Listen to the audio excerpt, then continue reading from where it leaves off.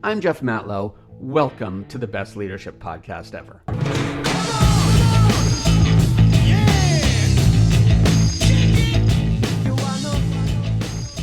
Let's talk a little bit about accountability, okay?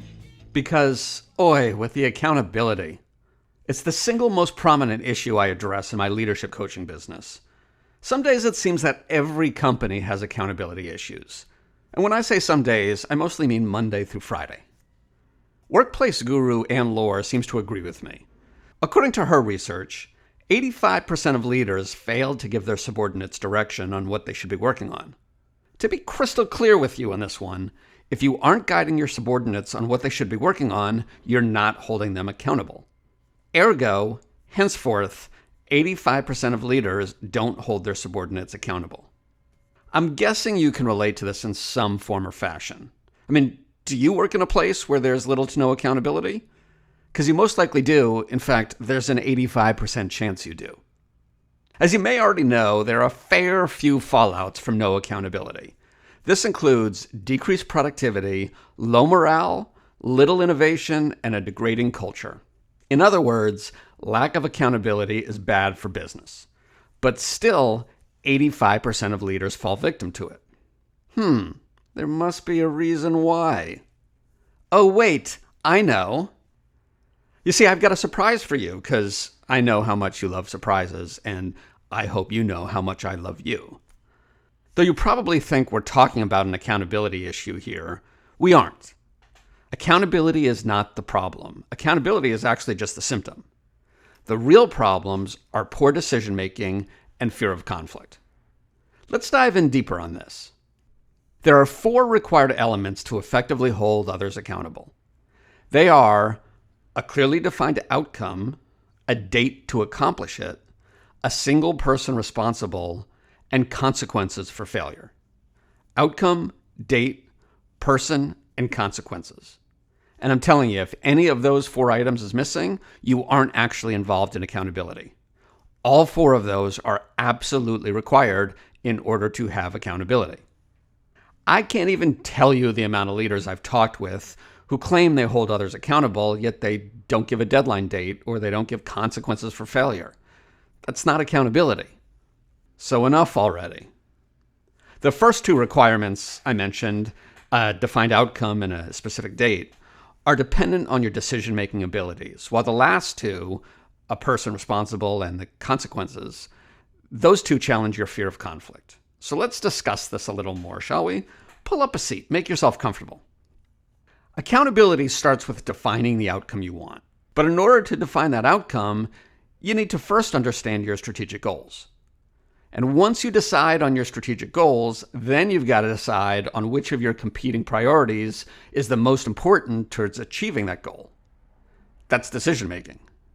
Easy peasy, right? Maybe, maybe not. Because decision-making is easy when the choices are binary. The answer is fairly straightforward when you only have to decide between yes or no, or say pineapple on pizza or no pineapple on pizza. But binary choices aren't what happens in the real world, and that's where many leaders struggle. You most likely have a bunch of different priorities on your plate that you're juggling with, and you probably think a lot of them are the most important, but you're wrong. Though you have a lot of high priority items, you can only choose one that is the top priority. Priorities must walk in a single file. The reason for this is that you simply can't hold people accountable for multiple equal priorities. If you try to make people accountable for everything, they'll succeed at nothing. And that's exactly the problem that got us here in the first place. Once you figure out the top priority, you need to come up with a date for each person to accomplish their deliverables. Now, this can be a complicated decision for many people, and complicated things can be scary. One thing people do when they encounter a scary decision is avoid it. And that, my good friend, is why your accountability issue is most likely a decision-making problem, which rolls us right up to the fear of conflict. Let's assume you've effectively navigated around all the decision-making landmines. There's only one more thing you have to do to hold people accountable. Face up to your fear of conflict. As I mentioned before, there are 2 more requirements in accountability. Choosing one person to be responsible, and then delivering immediate consequences if they don't follow through. If you're like many of the leaders I coach, you're probably nodding in agreement that these are the areas where you fail. Welcome to the party. What I've discovered is that the leader who always wants to be liked is the same leader who's challenged to select one person to be held accountable. They're scared of the conflict that may arise if they force the person to reprioritize their day. Well, I'm here to tell you that if you're scared of having people reprioritize their day, you're really going to have an existential crisis when it comes to doling out consequences. Of the 4 requirements of accountability, delivering consequences is where the process most often collapses like a jiggly Jenga tower. Consequences can cause conflict can be hard, but accountability doesn't happen without consequences.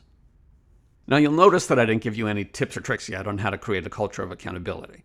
The truth is, I know the secrets to quickly creating a culture of accountability, but there's too much to explain in this 6-minute podcast. Over the years, I've developed a proven method of quickly creating accountability. It is so simple to implement, regardless of your decision-making or conflict management abilities. Most importantly, it works. It worked for me. It works for other leaders. Whether you have 1 direct report or 15 or more, it works. It only takes 1 hour to transform your accountability process and make your world a better place.